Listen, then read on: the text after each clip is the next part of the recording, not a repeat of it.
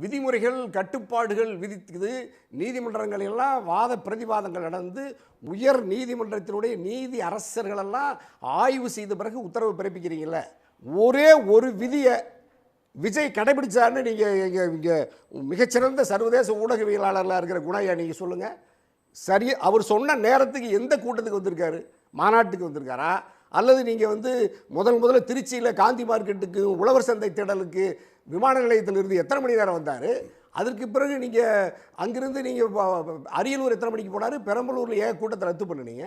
அதற்கு பிறகு இப்போ நீங்கள் நாகப்பட்டினத்தில் போய் இவ்வளவு சுதந்திரமாக மத்திய அரசாங்கத்தினுடைய மாநில அரசாங்கத்தினுடைய உளவு பிரிவினுடைய திட்டமிட்ட சதிக்கு கருவியாக ஒரு ஒரு கருவியாக வருகிற இந்த விஜய் பாதுகாப்போடு வருகிறார். ரெண்டு அரசாங்கத்தினுடைய செல்ல பிள்ளையா எல்லா சட்ட விதிகளை மீறி கட்டுப்பாட்டுகளை மீறி வர்றாரு. அந்த இடத்துல நாகப்பட்டினத்தில் ஏறி அந்த விஜய் சொல்கிறார். என்ன சொல்கிறீங்களா? என்ன சிஎம் சார் மிரட்டி பார்க்குறீங்களா? நான் யாருன்னு தெரியுமா? நான் ஒன்றும் உங்கள்கிட்டையும் யாருக்கிட்டையும் எனக்கு அனுமதி வாங்க வேண்டிய அவசியம் இல்லை. நான் என் மக்கள்கிட்ட அனுமதி வாங்கிக்குவேன். இதெல்லாம் இது அதுக்கு ஏதாவது வழக்கு போட்டிருக்கீங்களா? சரி பரவாயில்ல. அங்கிருந்து நீங்கள் திருவாரூர் போனீங்கல்ல, அங்கே போய் என்ன பேசுனீங்க? திருவாரூரில் அங்கே விதிப்படி நடந்தீங்களா? எந்த இடத்துலையும் அரசினுடைய காவல்துறையினுடைய விதியை பின்பற்றாத ஒரு விஜயை நீங்கள் ஜனநாயக முறைப்படி பதிவு பெற்ற ஒரு அரசியல் கட்சி அது தன்னுடைய ஜனநாயக கடமை ஆற்றுகிறது, மக்களை அரசியல் மயப்படுத்துகிறது.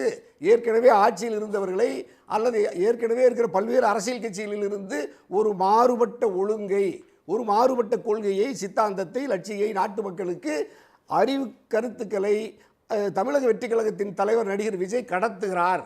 அப்படியே நாடு அப்படியே இப்போ நீங்கள் அவருடைய பேச்சை கேட்கறதுக்கு மக்கள் காத்திருக்கிறாங்களா?